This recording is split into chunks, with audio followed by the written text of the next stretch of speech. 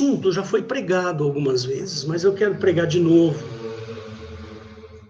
porque eu acho necessário que a gente venha conversar um pouco mais sobre esse assunto. O nome da palavra é O Cristão e os Anjos. Deixa eu só gravar aqui o áudio, irmãos, que eu me perdi aqui. Só um minutinho. Sabe como é que é? Depois que a gente fica velho, parece que a tecnologia ela fica um pouco mais difícil, né? Antigamente eu tinha tanta facilidade para fazer isso.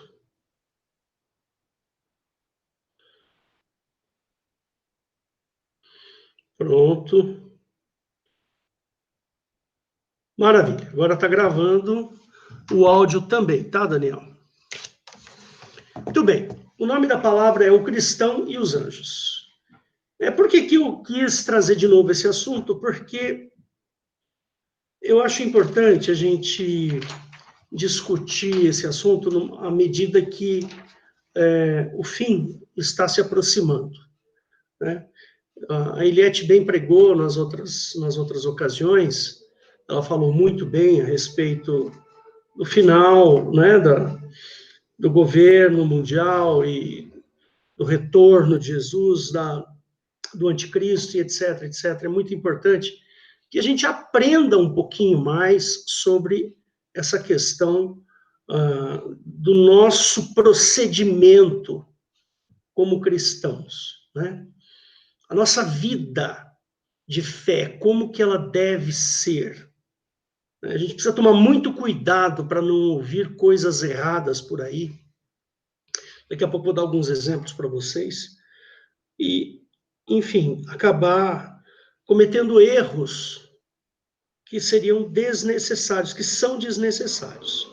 Gostei muito do que o Daniel pregou a respeito, que ele falou agora há pouco, né? Ele falou lá em Hebreus, capítulo 3. Vou até abrir de novo lá, Daniel, porque eu amo esse texto, sabe? Esse texto de Hebreus que você leu é simplesmente maravilhoso. Hebreus, no capítulo 3, verso 12, ele diz assim, né? Veja, irmãos, que nunca haja em qualquer de vós um coração mau e infiel para se apartar do Deus vivo. Como é que eu adquiro um coração mau e infiel? Será que eu simplesmente chego e falo assim, não, hoje eu vou ser mau e infiel para Deus? É assim que a gente faz? É assim que isso ocorre? De jeito nenhum. Um coração mau e infiel, ele tem que crescer dentro da gente. O coração mau precisa crescer. Eu preciso tomar determinadas atitudes na minha vida para que o meu coração seja mau e infiel. Então, veja bem, como é que eu faço para não deixar isso acontecer? O que eu tenho que fazer para que isso não aconteça? É não cometer determinados erros com relação à nossa fé cristã.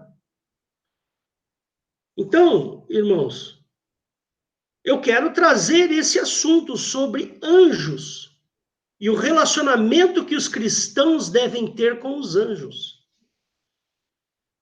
Por quê? Porque existe vamos dizer assim, uma cultura, um pensamento dentro da igreja neopentecostal e dentro das igrejas evangélicas como um todo, a volta ao Velho Testamento. Isso é um fato, isso é uma verdade. Uma ocasião, eu fui com a Rosana para uma igreja, fomos eu e ela para uma igreja enorme, uma igreja bem grande, faz tempo, muitos anos atrás. Aí eu precisei ir até o banheiro, lá no meio do culto, e quando o banheiro era assim, era uma espécie de um cinema, sabe aqueles cinemas antigos? Tipo anfiteatro, né?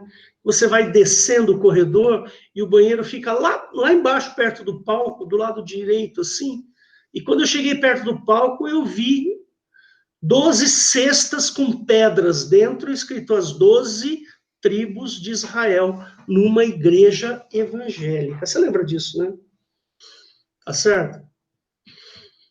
Ou então você chegar numa igreja, está lá pintado na parede o castiçal de 7 pontas. Ou uma cruz não, perdão, aquele símbolo de Davi, sabe aquele símbolo, aqueles 2 triângulos? Né? E assim vai, quer dizer, por ignorância ou sei lá o quê, talvez não seja só ignorância, mas as pessoas cometem erros que não deveriam cometer. Certo? Se nós formos olhar, por exemplo, as igrejas de Corinto, ou mesmo os Gálatas, Paulo, depois que ele pregou o evangelho e saiu de lá e foi embora, ele ficou sabendo de coisas que ele precisou escrever cartas para corrigir os erros que aqueles irmãos estavam tomando, estavam fazendo, cometendo erros. Tanto é que tem aquele versículo que eu gosto muito, que está lá em Gálatas, capítulo 1, né? Ele fala assim, nossa, me admiro. Vamos abrir lá, Gálatas 1. Ele fala assim, me admiro que tão depressa passasseis deste evangelho para um outro evangelho. Que horror, né? Gálatas 1, 6. Maravilha-me que tão depressa passasseis daquele que vos chamou à graça de Cristo para outro evangelho, o qual não é outro, mas há alguns que vos inquietam e que transtornam o evangelho de Cristo. Depois você lê o resto. Você percebe como nós estamos suscetíveis a cometer erros? Simplesmente porque nós achamos bacana alguma coisa, achamos legal. Nossa, que bacana. Nossa, eu fui num culto e o pastor me ungiu com a unção de tal coisa. Tem uma igreja aí que outro dia tinha uma cantora evangélica famosa engatinhando no palco, dizendo que ela estava com a unção do leão. Aí eu fico me perguntando, né? Senhor Jesus deixou essas práticas, os apóstolos deixaram essas práticas para nós. Né? Em algum lugar no Novo Testamento, que é o testamento que eu assumi para a minha vida, que é o Novo Testamento, eu assumi isso, eu aceitei o Novo Testamento. Tem em algum lugar unção do leão? Procura aí, vê se você acha. Pega um desses buscadores, lá no eSword, por exemplo, The Word, procura lá, vê se você acha unção do leão. Existe isso? Não. Não existe. Quer ver uma outra coisa importante? Dízimo. Em que lugar no Novo Testamento os apóstolos ensinaram que você tem que pegar o dízimo na igreja? Em algum lugar? Tem no Novo Testamento? Não. Tem no Velho. No Velho tem bastante. Aquele famoso, né? Lá de Zacarias, se não me falha a memória, que ele fala lá, né? Que... Deixa eu até abrir aqui. Espera só um minutinho. Malaquias, não é? Exatamente, Malaquias 3. Né? Olha só que interessante. Abre aqui em Malaquias 3, vou mostrar uma coisa para vocês. Né?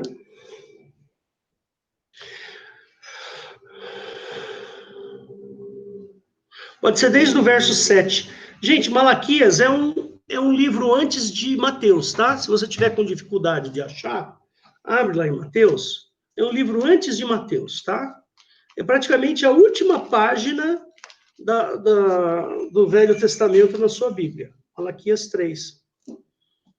Ele fala assim, do verso 7 em diante, ele diz assim: desde os dias de vossos pais vos desviastes dos meus estatutos e não os guardastes. Tornai-vos para mim, e eu me tornarei para vós, diz Jeová dos exércitos. Mas vós dizeis, em que havemos de tornar?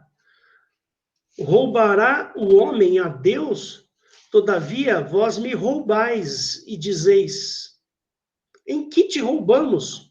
nos dízimos e nas ofertas. Com maldições sois amaldiçoados, porque a mim me roubais. Sim, toda esta nação, trazei todos os dízimos à casa do tesouro, para que haja mantimento na minha casa, e depois fazei prova de mim nisto, diz Jeová dos Exércitos, se eu não vos abrir as janelas dos céus e não derramar sobre vós uma bênção tal que não haja lugar suficiente para recolherdes, e por causa de vós repreenderei o devorador, e ele não destruirá os frutos da vossa terra, e a vossa vide no campo não será estéril, diz Jeová dos Exércitos. Tá bom até aí. Aí eu peço para você abrir, fica com o dedinho aí marcado em Malaquias, e vai lá em Romanos. Vai lá em Romanos 8.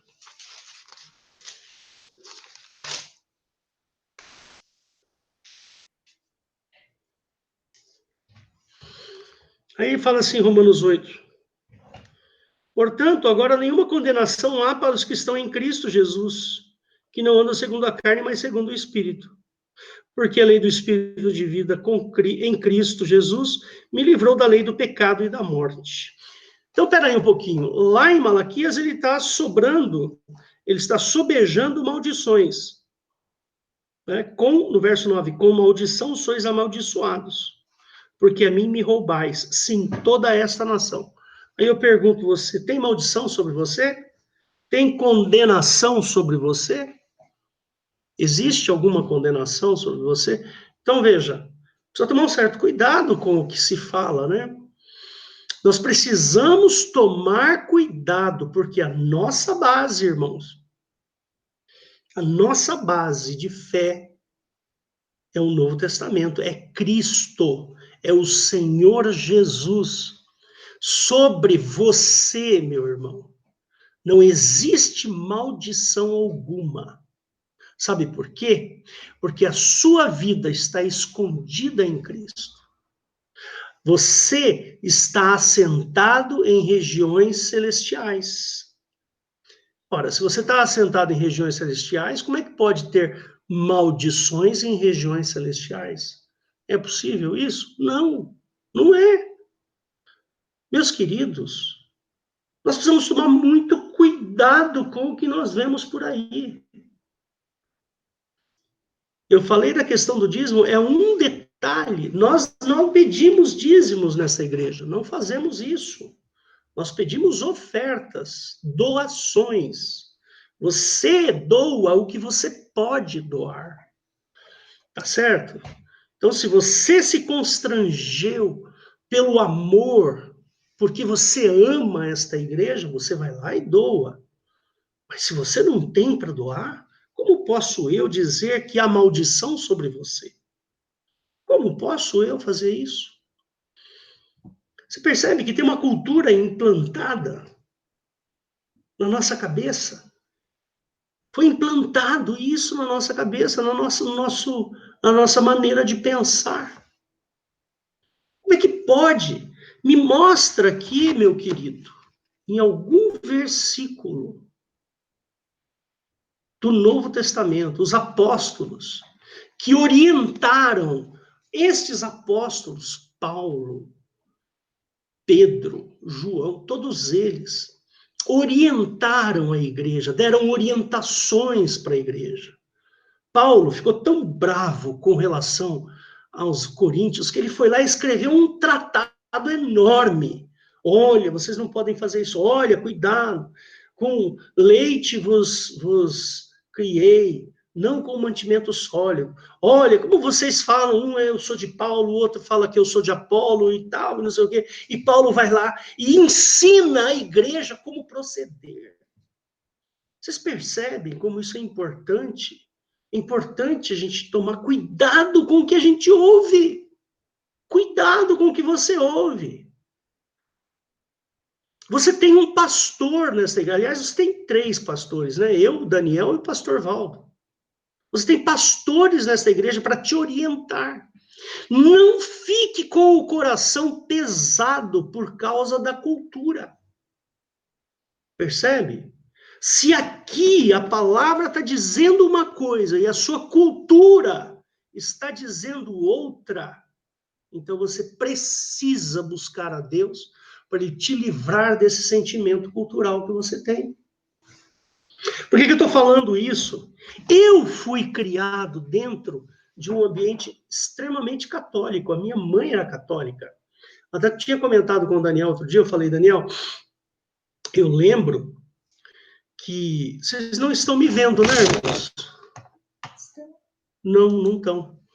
Não estão sim. Está me vendo, Daniel? Está me vendo?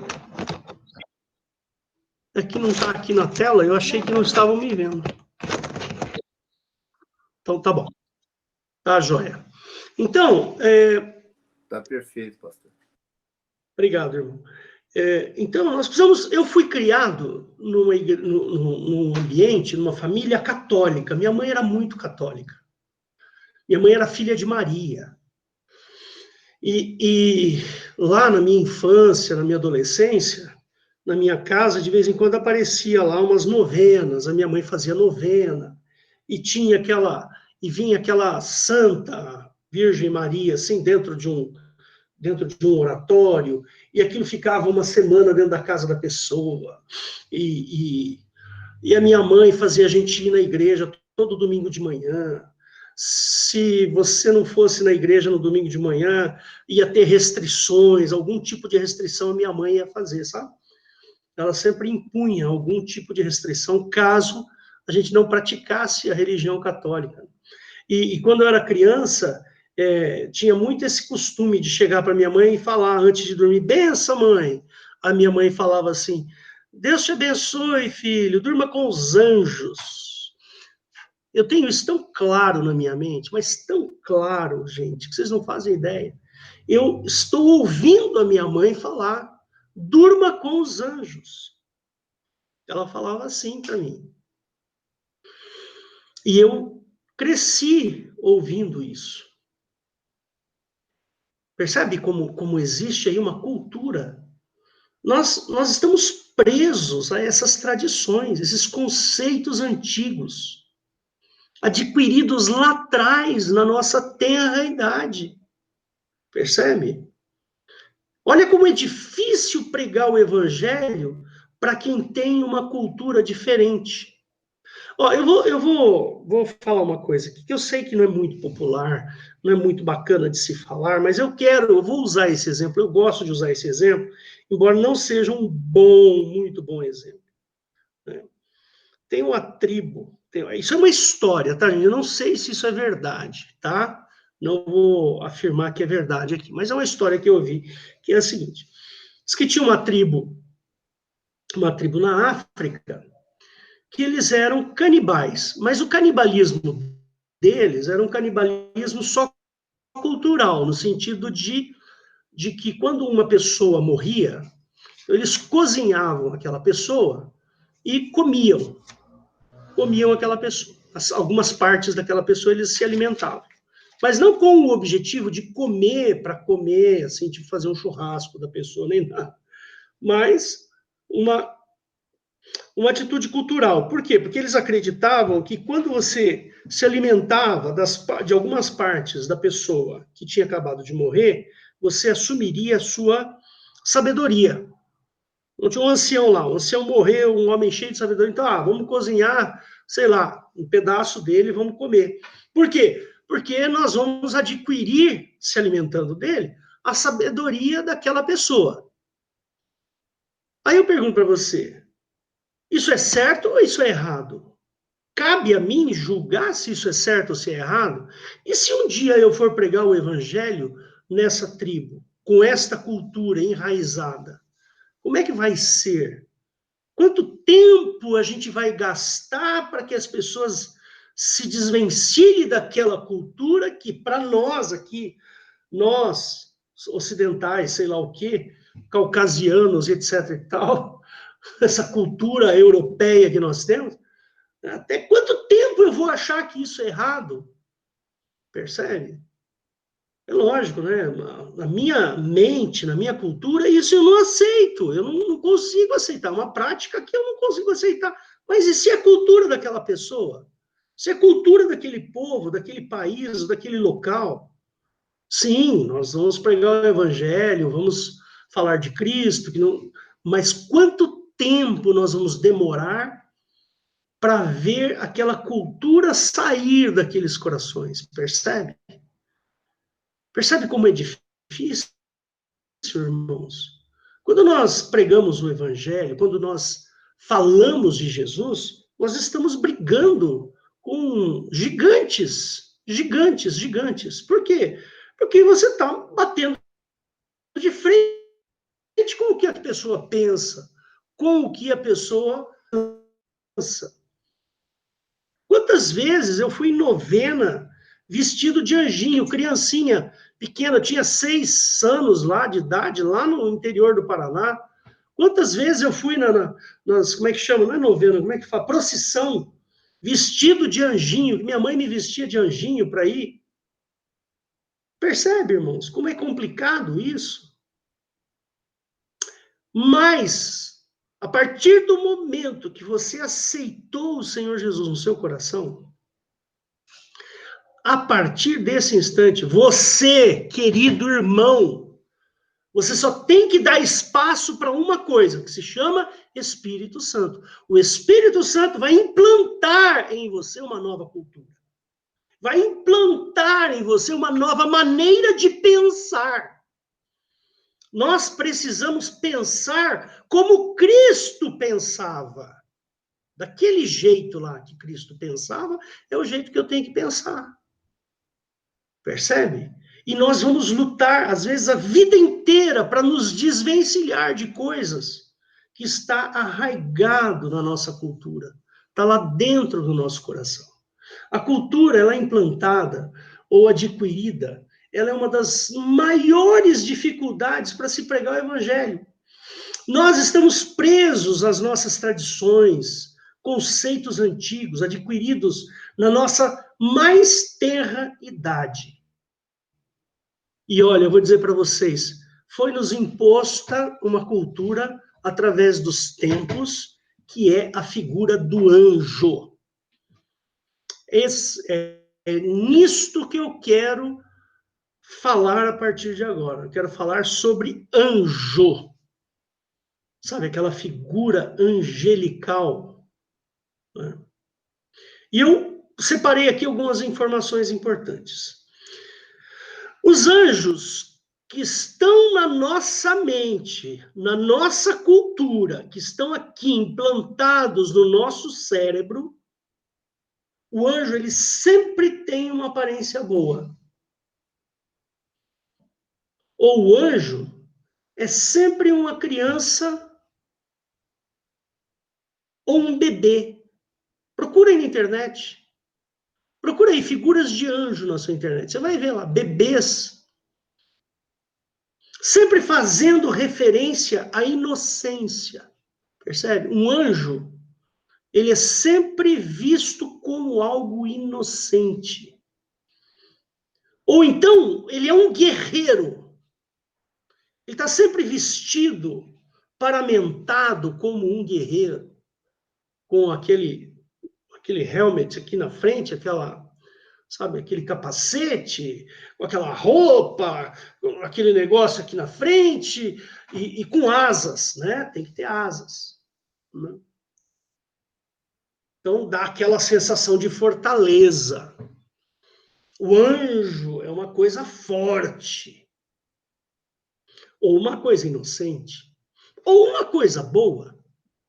Mas também surgiu há pouco tempo atrás, talvez nem tão pouco tempo assim, mas a figura do anjo sensual, sexy. Né? Olha só que interessante.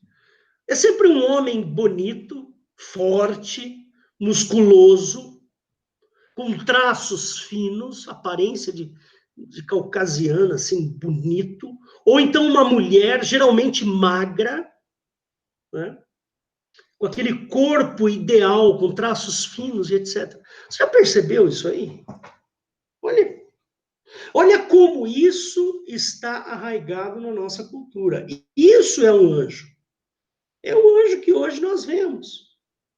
Quantas vezes eu vi essa imagem, sabe, nesses protetores de tela, fundo de celular. Eu já vi um monte disso aí. Um monte. E essas figuras estão lá no nosso interior. Está lá dentro da nossa imagem, da nossa cultura. Muito dessas figuras são retratadas por artistas, né? Pelos artistas, por pintores, escultores antigos. Se você for lá, eu nunca fui na Itália, né? Morro de vontade de ir, um dia eu quero ir.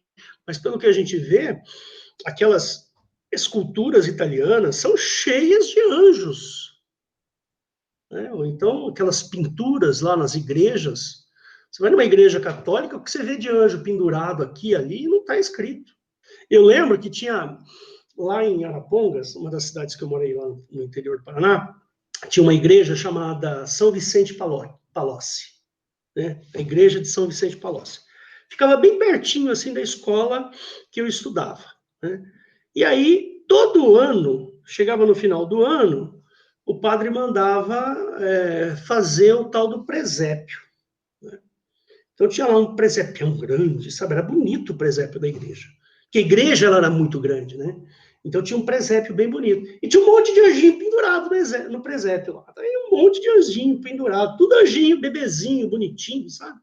Uma coisa assim. Quer dizer, isso, percebe como você não precisa ficar olhando, mas aquela imagem secundária, ela foi penetrando na nossa mente, né?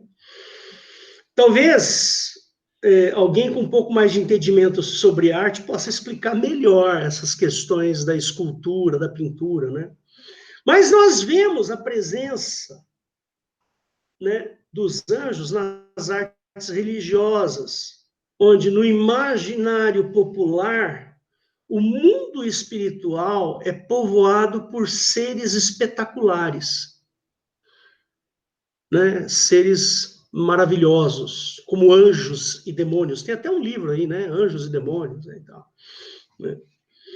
Tem algum tempo atrás eu li um livro que eu não recomendo que leiam, tá? Não recomendo que leiam.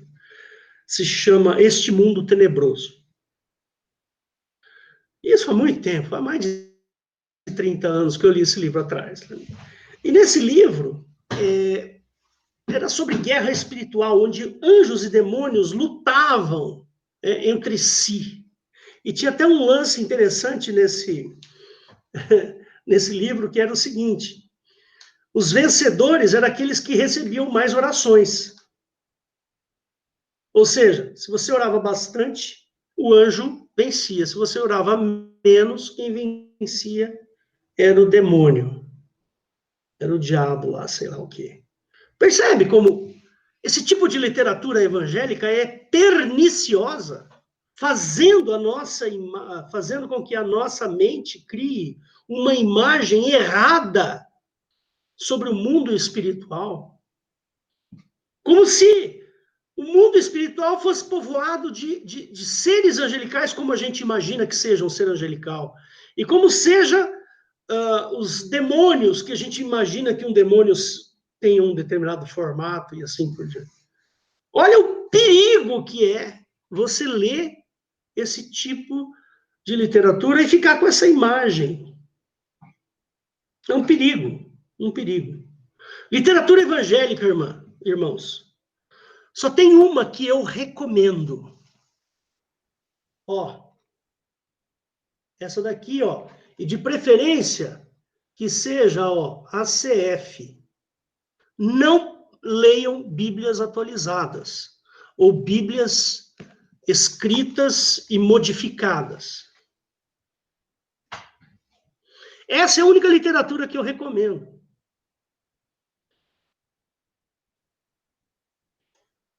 E outra, tem um detalhe sobre aquele texto que nós vamos ler agora, Romanos, capítulo 8, do verso 31 até o 39.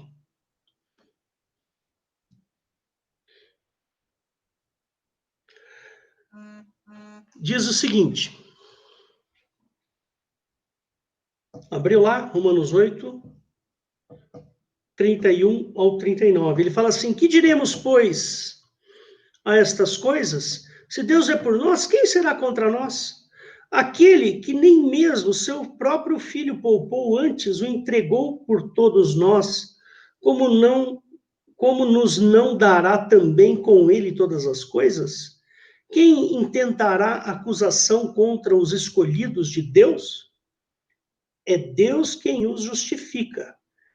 Quem é que condena? Pois é Cristo quem morreu, ou antes, quem ressuscitou dentre os mortos, o qual está à direita de Deus, e que também intercede por nós. Quem nos separará do amor de Cristo? A tribulação, a angústia, a perseguição, ou a fome, ou a nudez, ou o perigo, ou a espada? Como está escrito, por amor de ti somos entregues à morte todo dia. Somos reputados como ovelhas para o matadouro. Mas em todas as coisas somos mais do que vencedores por aquele que nos amou. Porque estou certo que nem a morte, nem a vida, nem os anjos, que é esse detalhe aí, nem os anjos, nem os principados, nem as potestades, nem o presente, nem o porvir, nem a altura, nem a profundidade, nem alguma outra criatura nos poderá separar do amor de Deus que está em Cristo Jesus, nosso Senhor. Irmãos, o texto, ele pode até ser poético, mas ele faz referência a anjos e principados. Anjos e principados são seres celestiais que estão no mundo espiritual. E ele está falando aqui que eles podem até intervir, mas eles não farão separação da nossa vida com Cristo. O texto nos leva a entender que nem os anjos nos separarão do amor de Deus. Mas já pregamos aqui sobre a natureza, né? O Daniel, até sugiro, Daniel, que você refaça a sua pregação, talvez na próxima semana, viu? Sobre a natureza dos anjos. Porque eu não vou entrar em muitos detalhes sobre a questão da natureza angelical. Mas já foi pregado. Mas eu quero lembrar aqui alguns detalhes para vocês sobre os anjos. A palavra anjo, na Bíblia, ela quer dizer mensageiro. Tá? O mensageiro pode ser um anjo. Por exemplo, eu peço para alguém levar uma mensagem para o irmão Valdo. Então, fulano, leva a seguinte mensagem: Valdo, você está precisando cortar essa barba aí.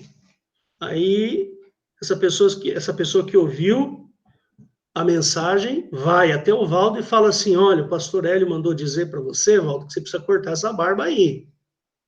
Pronto, essa pessoa que foi, ela é um anjo. Percebe? Esse é o texto.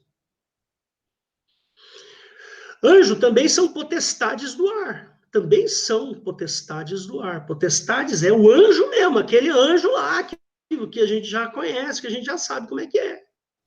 Potestades do ar. No Velho Testamento, os anjos, eles eram deuses. Que Eliette gosta muito de falar, de Elohim, os Elohims. Tanto é que lá no Velho Testamento, em vários lugares, principalmente ali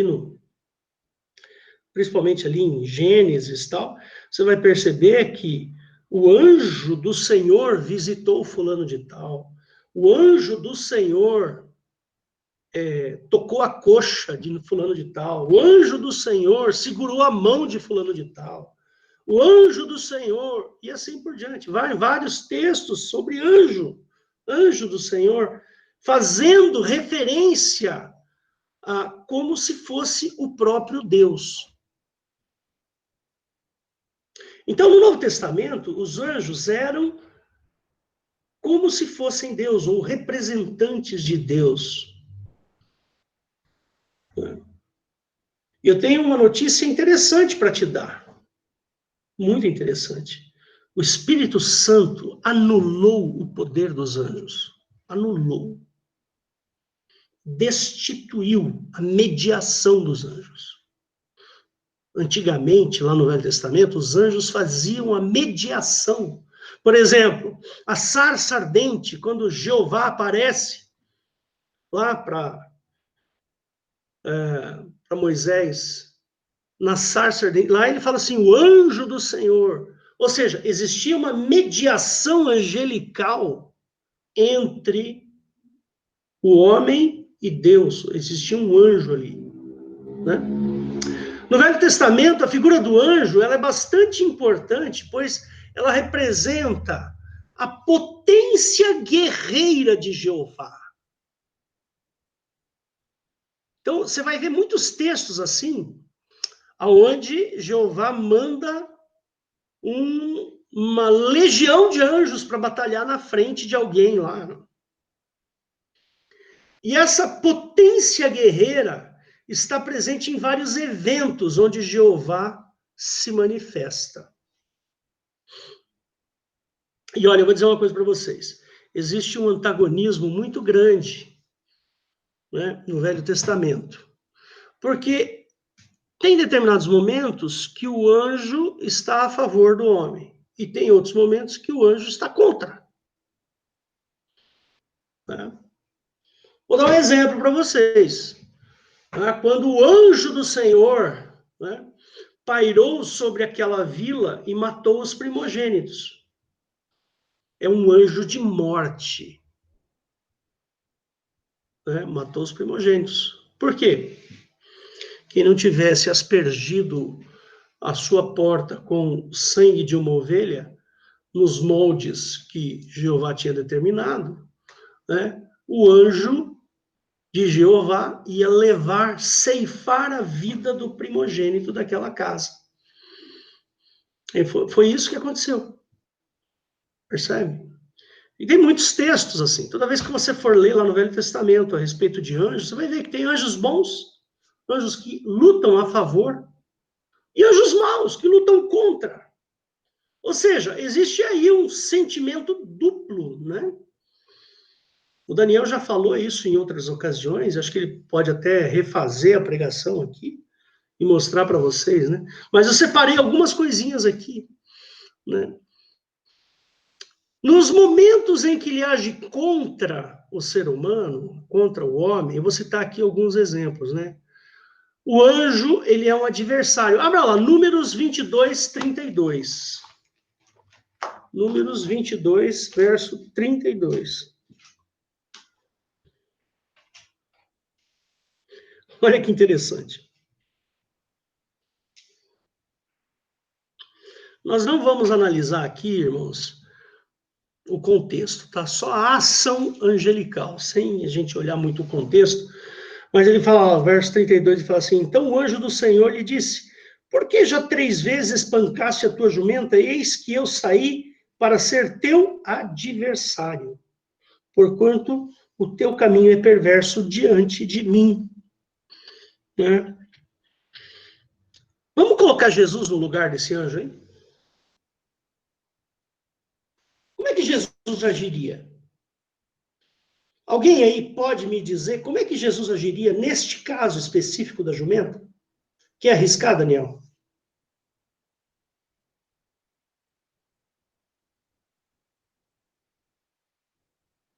Alô?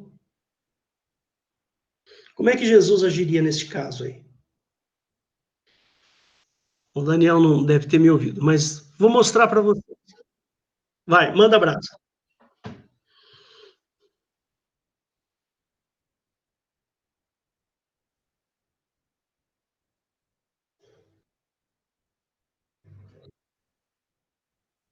Isso.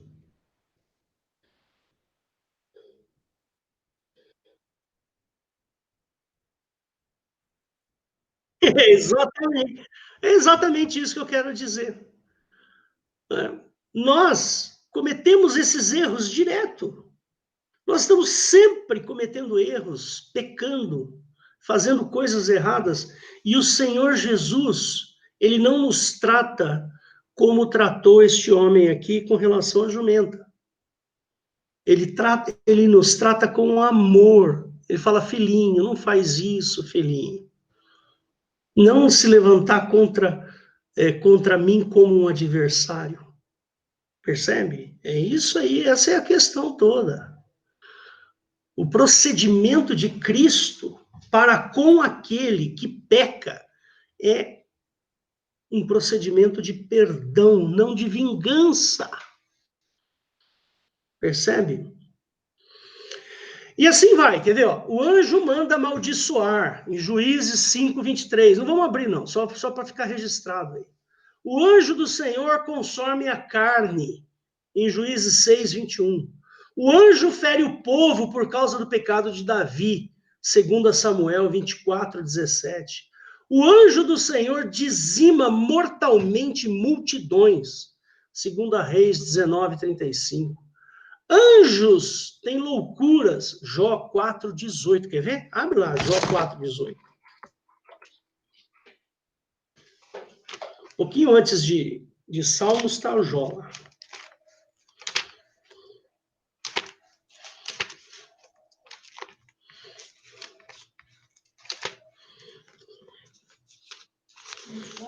Quatro, verso 18.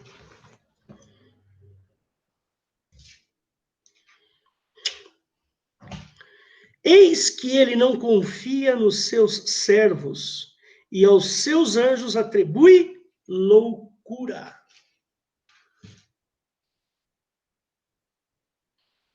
Abra Gênesis 33.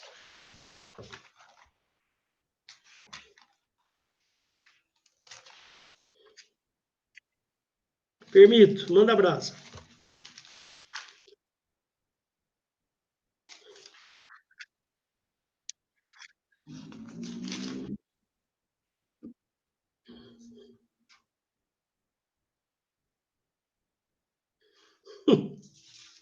Folia. Opa! Com certeza. Eu anotei errado aqui o Gênesis, mas fica para depois. Outra hora a gente vê o Gênesis. Mas os anjos, eles são perigosos, percebe? Perigoso. Anjo é perigoso. Você sabe por que anjo é perigoso? Quer ver? Abra em 2 Coríntios.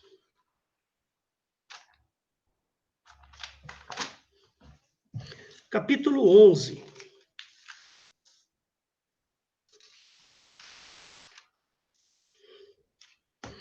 Verso 14.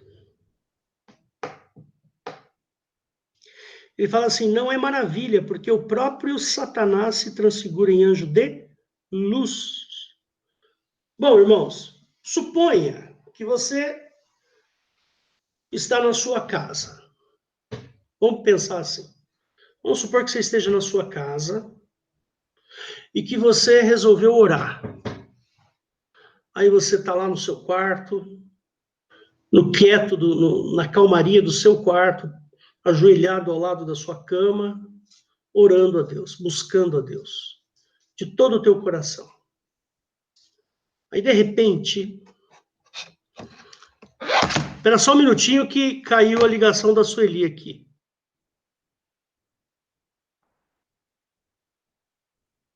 Pronto, começou de novo, Sueli.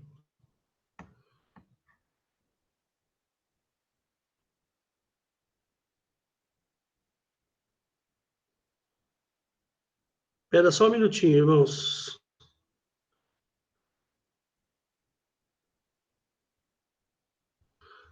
Então tá aí de novo, Sueli. Aí você está lá na sua casa, orando. E você está lá cheio do Espírito Santo orando. Pensa assim. Pensa que você está na sua casa, buscando a Deus, cheio do Espírito Santo orando a Deus. Pensa assim. Faz de conta que você está lá. E está uma benção, está buscando a Deus. Buscando. De repente aparece um anjo iluminado no seu quarto.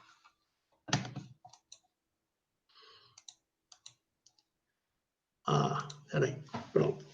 Parece um anjo todo iluminado no seu quarto. Parecendo uma coisa maravilhosa, assim. Todo iluminado. E aí? Diante desse versículo, o que você faz? Você tem certeza que esse anjo, ele é realmente um anjo de Deus? Ou é o próprio Satanás transfigurado em anjo de luz? Hã? Qual é a sua atitude? Percebe? Se o Espírito Santo aparecesse na forma de anjos, os apóstolos teriam nos orientado para que a gente não cometesse erros. Percebe? Estão entendendo, irmãos? Os apóstolos, os escritores aqui do Novo Testamento, eles teriam ensinado para a gente. Aí ele teria colocado aqui no verso, depois do verso 14, ele teria dado uma continuação. Porém, se aparecer um anjo de luz, faça tal coisa para saber se ele realmente é da parte de Deus. Percebe? Irmãos, não está escrito isso. Ora, se não está escrito isso, como é que eu vou saber se aquele anjo que apareceu ali é um anjo vindo da parte de Deus? A Bíblia diz que Satanás se transfigura em anjo de luz. Ora as bolas. Se Satanás se transfigura em anjo de luz e eu sou um ser limitado, como é que eu vou saber se aquele ser que apareceu lá no meu quarto, na hora que eu estava orando, buscando a Deus, apareceu um anjo iluminado? Como é que eu vou saber, vou ter certeza se é ou não é? Eu sou uma pessoa limitada. Percebe? Então, irmãos, precisamos tomar cuidado com isso. Muito cuidado. Tudo bem, você pode falar assim, mas aquele centurião, Cornélios, apareceu um anjo para ele. Tudo bem, apareceu o anjo para ele. Eu concordo com você. Realmente apareceu o anjo lá para Cornélio. Mas e aí? Talvez, no contexto bíblico, esse momento foi um momento único. Um momento único. Mas ele não capítulo, acho que capítulo 9, não sei se é 9, uma coisa assim, aparece lá, né? É 10, né? No 10. Ele diz assim, né? E havia em Cesareia um homem por nome Cornélio, centurião da corte chamada italiana, piedoso, temente a Deus, com toda a sua casa, o qual fazia muitas esmolas ao povo, e de contínuo orava a Deus. Este, quase a hora nona do dia, viu claramente numa visão um anjo de Deus que se dirigia a ele e dizia: Cornélio, o qual, fixando os olhos nele, muito atemorizado, disse: que é, Senhor? E disse-lhe: as tuas orações e as tuas esmolas têm subido para a memória diante de Deus. Agora, pois, envia homens e dá umas orientações para ele. Vamos supor que não fosse. Que se não fosse um anjo de Deus, se fosse um anjo de luz da parte de Satanás. Tudo bem, aqui está no momento histórico, mas como é que eu, sendo crente, cristão, tendo o Espírito... você teria condições de discernir o espírito discernimento de espíritos, né? Como diz lá na Bíblia. Percebe, irmãos, como o texto bíblico ele é muito vago quando fala sobre anjo.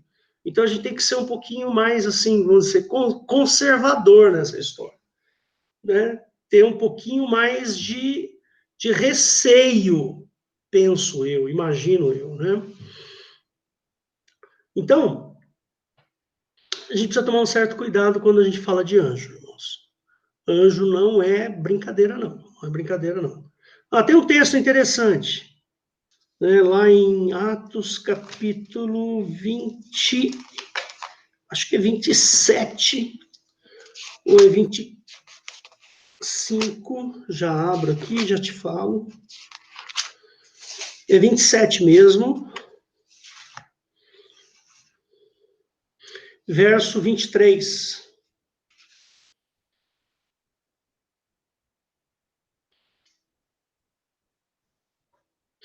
Porque esta mesma noite o anjo de Deus, de quem eu sou, e a quem sirvo esteve comigo.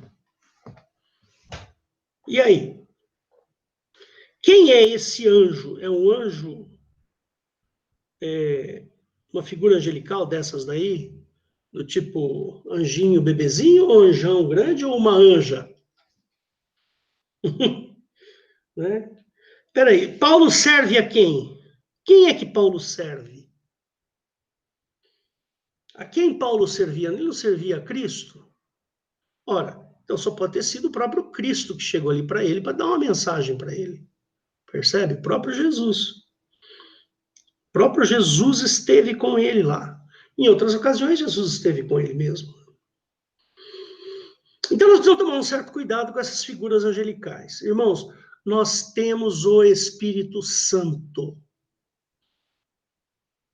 Lá tem um salmo que fala assim, que os anjos do Senhor se acampam ao redor daqueles que o buscam e guardam. Você já lembra desse texto, né? Irmãos, eu não quero anjo ao meu redor. A Bíblia fala que o diabo está ao nosso redor, rugindo como leão, buscando a quem possa tragar. Como é que eu vou diferenciar o que é anjo bom e o que é anjo ruim? Nós temos o Espírito Santo. A este Espírito nós servimos. Ao Espírito Santo. A Bíblia fala lá em João que aqueles que guardam os mandamentos, Jesus viria e faria morada em nós. Então, irmãos, eu não preciso ficar me iludindo de que tem anjos acampados ao meu redor, lutando ao meu favor. Eu não preciso disso. Eu não preciso. Sabe por quê? Porque eu tenho o Espírito Santo, irmãos. O Espírito de Deus, o próprio. Jesus falou que viria e faria morada em mim. E por que eu tenho que buscar coisa com anjo? Se a Bíblia nos deixa em dúvida com relação à atuação dos anjos, tudo bem, existem vários textos que Jesus fala sobre anjo, mas isso antes da ressurreição dele, ou seja, Jesus está ainda no Velho Testamento. O Novo Testamento acontece a partir da ressurreição de Cristo. A partir da ressurreição, os anjos cessam de agir. Eles param de agir. Por quê? Porque a Bíblia nos diz que Jesus sujeitou todos os anjos. Todos eles estão sujeitos a Cristo. E se nós temos que pedir alguma coisa a alguém, nós faremos isto a Deus em nome de Jesus. Lembre-se que em algumas situações Jesus recusou a ação dos anjos, né? Lembra lá? Quando quando o diabo chegou para ele e falou assim, atira-te daqui para baixo, né, que os anjos virão. Jesus falou assim, não atentarás ao Senhor teu Deus, lá em Lucas 4:10, ele fala isso. Ele rejeitou a ação dos anjos. Mas Jesus podia ter pedido lá. Tem um outro texto que eu não me lembro onde ele fala, né? Ele fala assim, eu poderia pedir para Deus não sei quantas legiões de anjos para trabalhar ao meu favor. Ele não pede, ele fala que não. Percebe? Então nós estamos aqui um problema. E aí? Você quer ver um outro detalhe? Anjo não prega evangelho, irmãos. Anjo não prega evangelho. Veja, se Deus, nosso Pai, tivesse o mesmo raciocínio que nós humanos, nós falaríamos assim para os anjos, vamos pregar o evangelho aí na praça. Aí apareceria um monte de anjinho pregando o evangelho na praça. Percebe? Mas não é assim que acontece. Esse versículo que eu estou fazendo referência aqui é 1 Pedro 1, de 10 a 12, tá? Anjo não prega o evangelho. Muito pelo contrário, eles prestam atenção no evangelho que nós pregamos. Hélio, eu posso falar uma coisa? Pode sim.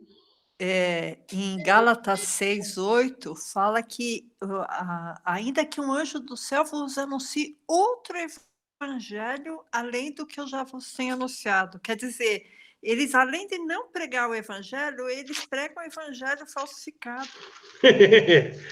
Gálatas 1:6, viu, irmão? Isso. De 6 a 8, eu acho que deve estar no 8. Isso, Gálatas 1, de 6 a 8. Mas É o ainda que que você nós, leu. ainda que nós mesmos, ou um anjo do céu, vos anuncie outro evangelho, além do que vos já anunciado, seja anátema. Então tá aí. Percebe, irmãos, que existe uma intenção de Satanás fazer com que esta figura angelical ela se torne parte da nossa cultura, para que depois os crentes sejam enganados na vinda do anticristo. Presta atenção nisso, irmãos. Presta atenção neste detalhe. Você se acostuma com a ideia de anjo, é pregado o anjo, é falado de anjo, tem imagem de anjo, e essa coisa vem vindo há centenas de anos, sendo anunciada na nossa orelha, e nós ouvindo, e nós fazendo, e nós vendo, e um monte de coisa. A hora que chega o anticristo, ele vem e fica fácil da gente aceitar o anticristo. Se ele vier numa forma de anjo, nós vamos pensar assim, o anjo do Senhor. Irmãos, nós precisamos tomar cuidado com essa história de anjo. Cai fora disso aí, irmãos. Cai fora. Larga a mão.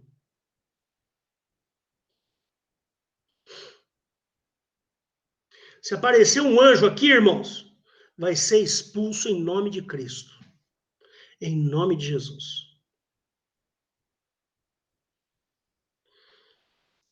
Irmãos, eu estou falando isso para a instrução da igreja. A igreja precisa ser instruída. Começa a ler a Bíblia, começa a ler. Vamos ler a Bíblia, vamos procurar. Mas no Novo Testamento, como é que os apóstolos orientaram as suas igrejas com relação a estas coisas? 2 Coríntios está bem claro. Não é maravilha, porque o próprio Satanás se transfigura em anjo de luz. Assim como existem pastores, irmãos, que pregam o evangelho adulterado. Pregam o evangelho adulterado. Tem pastor aí passando maquininha para recolher dízimo, irmãos. Maquininha. Você pode fazer até em 10 vezes sem juro. O cartão de crédito, o seu dízimo. Que é isso, irmãos? Tem misericórdia, Senhor. Tem misericórdia.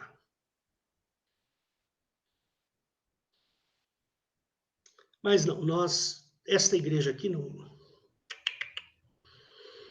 A minha orientação como pastor desta igreja é: você vai buscar o Espírito Santo de Deus, em nome do Senhor Jesus, e nada mais. Você não vai pedir para anjo, nem para anja, nem para ninguém. E se aparecer um anjo de luz no seu quarto, na sua oração, expulsa. Expulsa, manda embora em nome de Jesus.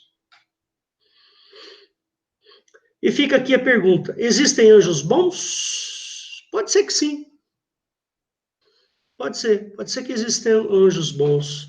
Não tem problema ter anjo bom. Não tem problema. Tem anjo da parte de Deus e anjo da parte do diabo? Pode ter. Mas não cabe a nós, como crentes, buscarmos os anjos bons. Cabe a nós, como crentes em Cristo, buscarmos o Espírito e os dons do Espírito. A prática cristã, ela não orienta a busca dos anjos. quer sejam bons, quer sejam maus. Pode ser que hajam anjos bons, sim, mas a prática cristã, ditada pelos apóstolos, não nos incentiva ou orienta sobre a busca de ajuda a estes seres. Nós temos, sim, um Espírito Santo para nos auxiliar. E este, sim, é digno de toda confiança. Se você estiver falando com o Espírito Santo, sim, este é digno de toda a sua confiança, de todo o teu coração, de todo o teu ser, todo o teu corpo, tudo que está dentro de você, aquilo que você pensa, aquilo que você imagina, tudo pertence a Ele, ao Espírito Santo. Então, irmãos, fica aqui o meu recado para você. Não se iluda por textos bonitinhos que vêm pelo WhatsApp ou que vêm pelo Facebook, falando de anjo, falando de virgem, falando disso, falando daquilo, de São José, de São Sebastião, de São isso, São aquilo. Esqueça! Isso não faz parte da prática cristã, não faz parte da prática do bom evangelho que foi pregado por Cristo e pelos seus apóstolos. Nunca se esqueça do que está escrito em 2 Coríntios, capítulo 11, verso 14, que o próprio Satanás se transfigura, se transforma em anjo de luz. O próprio Jesus lá fala, né? Se a luz que é em ti são trevas, quão medonhas são essas trevas? Lembra disso aí? Né? Existe algum tipo de luz que são trevas. Então veja só, irmãos. A gente poderia ficar falando aqui mais sobre o engano, né? O engano é interessante. Todo engano é interessante. Por quê? Porque a pessoa que é enganada não acha que está sendo enganada, né? Então, apareceu, sei lá, apareceu um negócio bom para você fazer. Pô, você tem um carro lá que vale 30 mil reais, você vai comprar por 12 mil reais. Você fala, puxa vida, que negócio bom, né? Mas no fundo você está sendo enganado, você está comprando um cabrito, percebe? A pessoa que está sendo enganada, ela não acha que está sendo enganada. Né? A pessoa que está sendo, no linguajar hoje do jovem, está sendo trollada, ela não acha que está sendo trollada, não é assim? Tá certo? Então, irmãos, precisamos tomar cuidado.